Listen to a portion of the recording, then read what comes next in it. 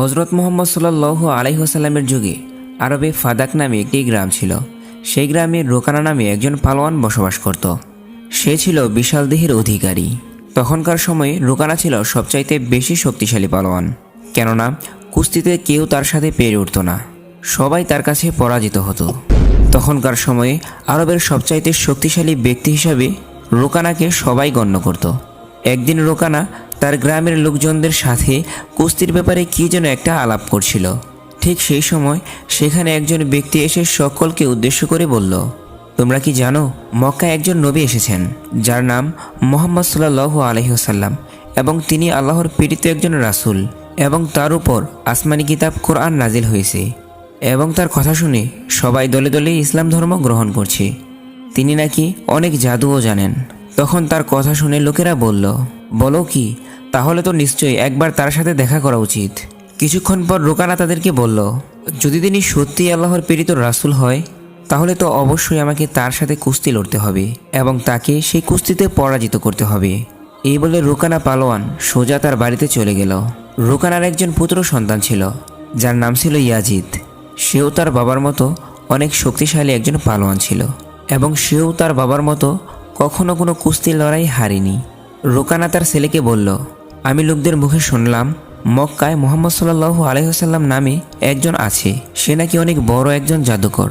তাই আমি ভাবছি মক্কায় গিয়ে তার সাথে দেখা করব এবং তার সাথে কুস্তি করব।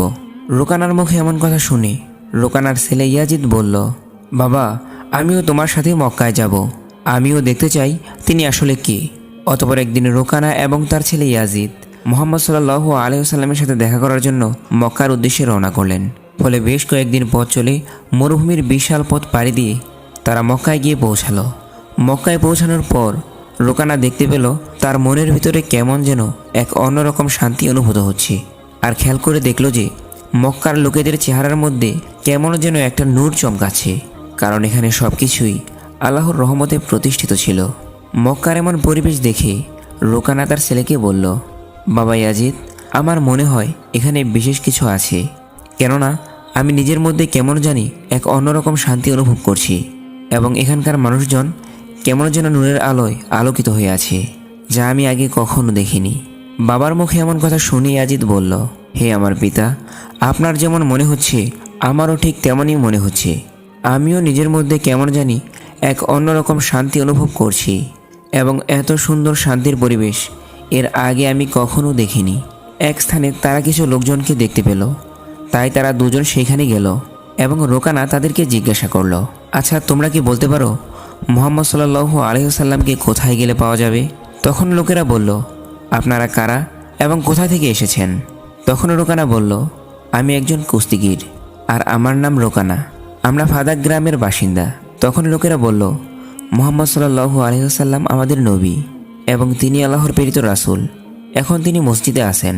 অতঃপর রোকানা এবং তার ছেলে মসজিদের দিকে রওনা হলো। মসজিদে প্রবেশ করে রোকানা দেখল সেখানে সাধারণ একটি পোশাক পরে একজন বুজুর্গ ব্যক্তি বসে আছে।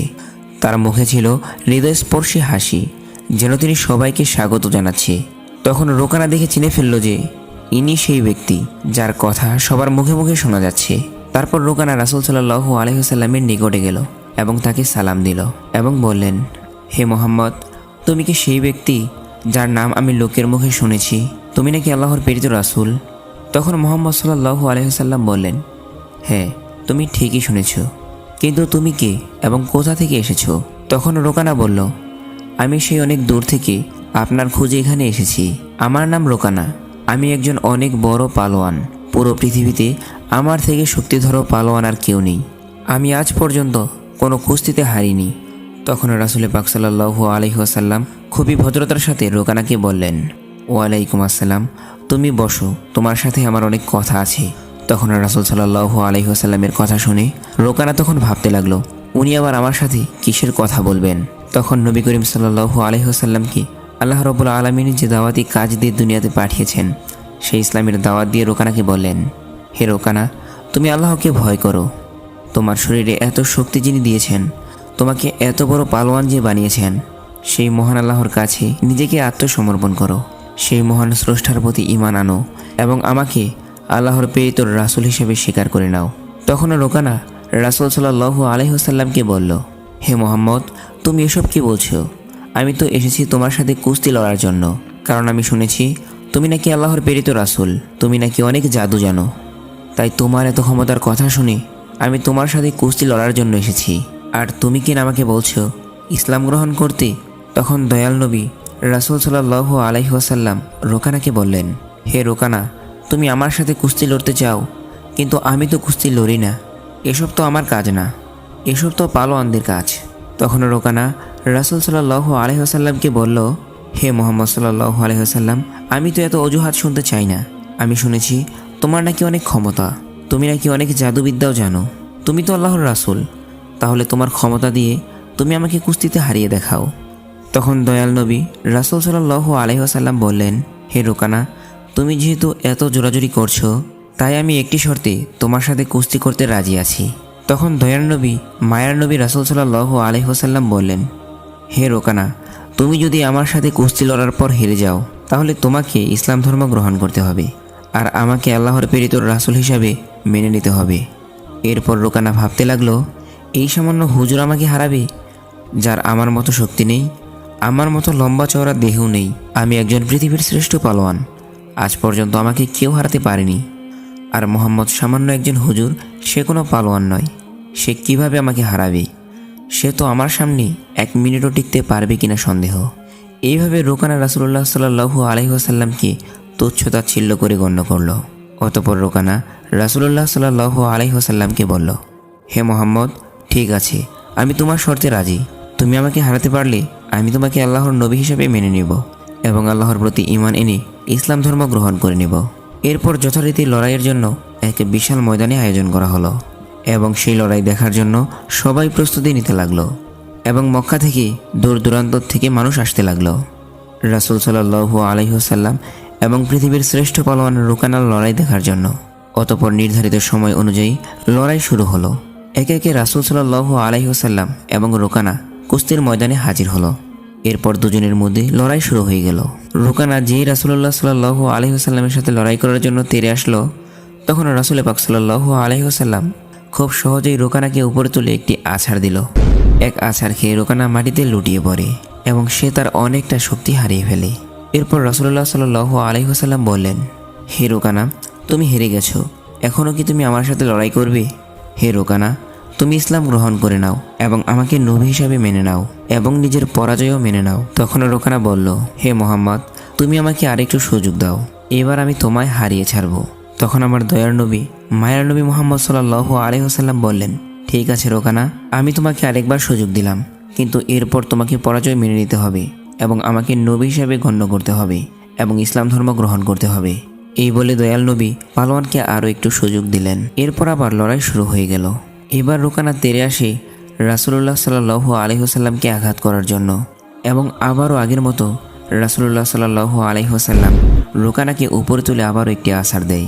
সঙ্গে সঙ্গে রোকানা মাটিতে লুটিয়ে পড়ে এবং তার কোমরের একটি হাড্ডি ভেঙে যায়। অতঃপর রোকানাকে বললেন, হে রোকানা, তুমি এবার নিজের পরাজয় মেনে নাও এবং আল্লাহর প্রতি ঈমান আনো এবং আমাকে আল্লাহর রাসূল হিসেবে মেনে নাও। কিন্তু তখনও রোকানা নিজের পরাজয় মানতে পারছিল না, কারণ সামান্য একজন হুজুরের কাছে সে হেরে যাবে যে পালোয়ানকে কখনো পৃথিবীর কেউই হারাতে পারেনি, সেখানে সামান্য একজন হুজুর যে কিনা কোনো পালোয়ান নয়। তাই রোকানা তার পরাজয় কোনোভাবেই মানতে পারছিল না। ফলে রোকানা আবারও রাসূলকে অনুরোধ করলো তাকে যেন আরও একবার সুযোগ দেওয়া হয়। আর আমাদের নবী তো দয়ার নবী, তিনি ইসলামের জন্য একটি কেন আরও 1000টা সুযোগ দিতে রাজি ছিলেন। তাই রাসূল বললেন, ঠিক আছে রোকানা, আমি তোমাকে আরও একটি সুযোগ দিলাম, কিন্তু এবার না পারলে তোমাকে আমার শর্ত মেনে নিতে হবে। সেই অনুযায়ী আবার লড়াই শুরু হয়ে গেল। এইবার রোকানা তার শরীরের সমস্ত শক্তি দিয়ে রাসূলের ওপর ঝাঁপিয়ে পড়ল, কিন্তু সে রাসূলুল্লাহ সাল্লাল্লাহু আলাইহি ওয়াসাল্লামের কাছে আসার সাথে সাথে এবারও রাসূলুল্লাহ সাল্লাল্লাহু আলাইহি ওয়াসাল্লাম তাকে উপরে জাগিয়ে একটি আছাড় দিলেন। এবার আছাড় খেয়ে যেন রোকানা মাটিতে লুটিয়ে পড়ল, কোনোভাবেই সে আর উঠতে পারল না এবং সে তার শরীরের সমস্ত শক্তি হারিয়ে ফেলল। এবার রোকানা বুঝতে পারল আসলে রাসূলুল্লাহ সাল্লাল্লাহু আলাইহি ওয়াসাল্লাম সাধারণ কোনো মানুষ নয়, তিনি আল্লাহর প্রেরিত রাসূল এবং ইসলামী শ্রেষ্ঠ ধর্ম।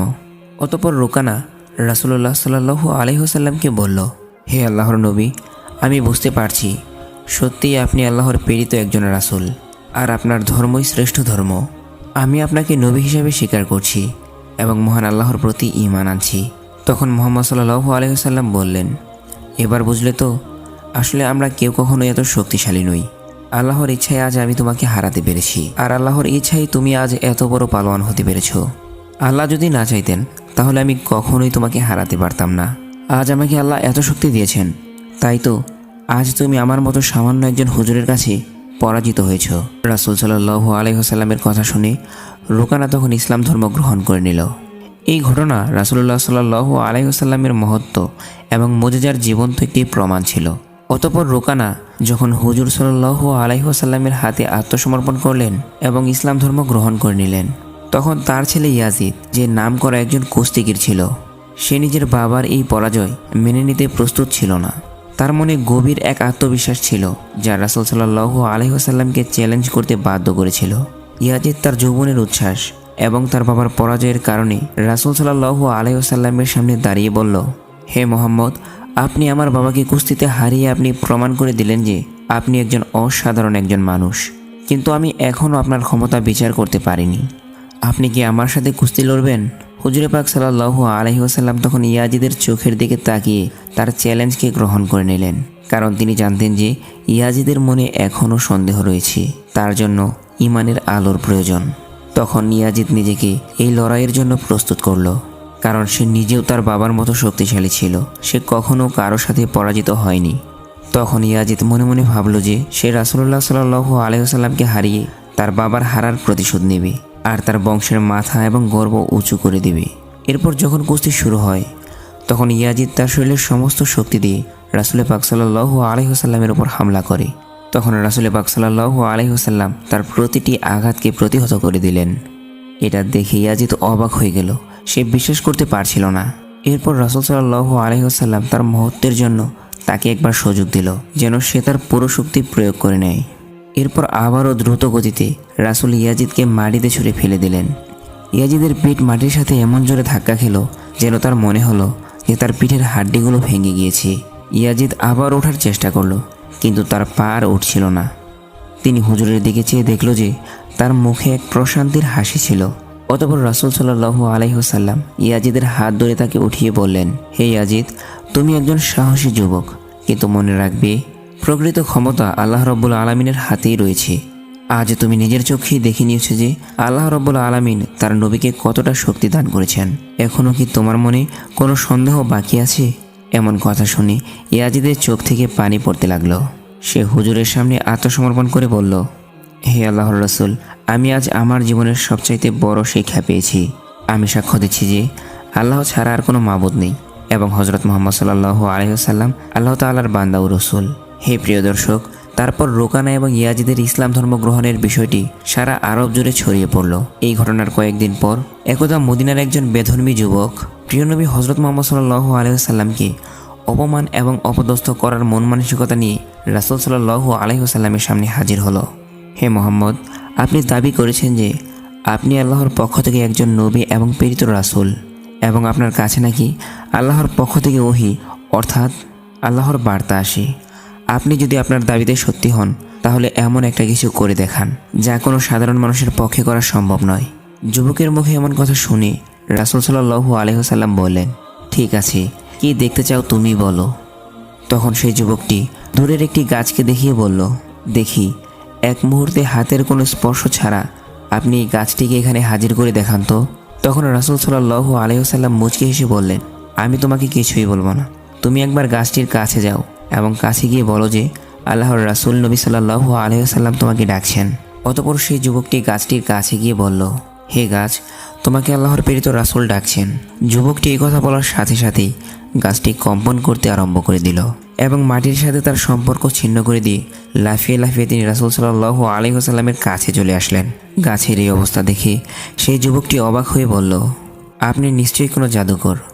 তাই সে যুবক আবারও বলল, আপনি এই গাছটিকে আবার সেই আগের জায়গায় প্রতিস্থাপন করে দেখান।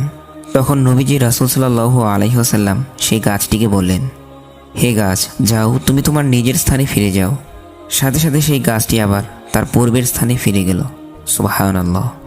নবীজির এরকম মুজিজা দেখে সেই যুবকটির সাথে সাথে রাসূল সাল্লাল্লাহু আলাইহি ওয়াসাল্লামের হাতে হাত রেখে কালিমা পড়ে ইসলাম ধর্ম গ্রহণ করে নিলেন। মহানবী সাল্লাল্লাহু আলাইহি ওয়াসাল্লামের পুরো জীবনটাই এরকম অসংখ্য উদাহরণ দিয়ে পরিপূর্ণ।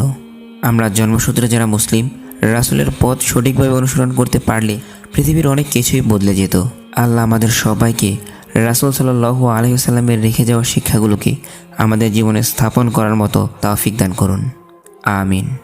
প্রিয় বন্ধুরা, এই ছিল আজকের এই ভিডিওটি কেমন লেগেছে অবশ্যই আপনারা কমেন্টের মধ্যে জানিয়ে দিন, এবং ভিডিওটি যদি ভালো লেগে থাকে তাহলে আমাদের এই চ্যানেলটি সাবস্ক্রাইব করে আমাদের পথ চলার সঙ্গী হন।